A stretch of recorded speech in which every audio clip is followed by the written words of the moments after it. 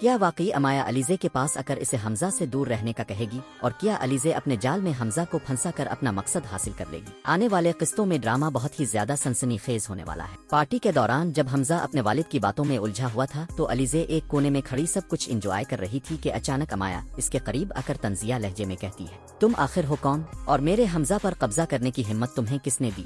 تم جیسی عام شکل اور معمولی حیثیت رکھنے والی لڑکیاں میں نے بہت دیکھی ہیں جو صرف دولت اور نام کے لالچ میں امیر لڑکوں کو پھنسانے کی کوشش کرتی ہیں۔ سیدھی بات کرو، کتنے پیسے چاہیے؟ حمزہ کا پیچھا چھوڑ دو کیونکہ وہ میرا منگیتر ہے اور اس کی شادی صرف مجھ سے ہی ہوگی۔ علیزے پرسکون انداز میں مسکراتے ہوئے کہتی ہے، میں نے کب کہا کہ میں حمزہ کو چھین رہی ہوں؟ اگر وہ تمہارا ہے تو کوئی بھی اسے تم سے نہیں چھین سکتا۔ یہ جواب سن کر امایا مزید غصے میں کہتی ہے، تمہیں یہاں رہنے کا کوئی حق نہیں، فوراً یہاں سے نکل جاؤ۔ علیزے چند لمحے خاموش رہتی ہے اور پھر آنکھوں میں تپش لیے وہاں سے چلی جاتی ہے۔ جب حمزہ لوٹتا ہے اور علیزے کو ناپا کر بے چین ہو جاتا ہے، وہ اسے ہر جگہ ڈھونڈتا ہے اور بار بار کال کرتا ہے مگر وہ کال نہیں اٹھاتا۔ آخرکار جب علیزے کال ریسیو کرتی ہے تو حمزہ تڑپتے ہوئے پوچھتا ہے، تم پارٹی چھوڑ کر اچانک چلی کیوں؟ علیزے نرم لہجے میں کہتی ہے، وہاں میرا کوئی کام نہیں تھا اس لیے واپس آ گئی۔ حمزہ جذباتی ہو کر کہتا ہے، علیزے میں سچ کہتا ہوں، میں تم سے محبت کرتا ہوں اور تم سے شادی کرنا چاہتا ہوں۔ میں چاہتا ہوں تم ہمیشہ میری زندگی اور میرے گھر کا حصہ رہو۔ علیزے حیرت کے ساتھ کہتی ہے، اب یہ سب کیسے کہہ سکتے ہیں؟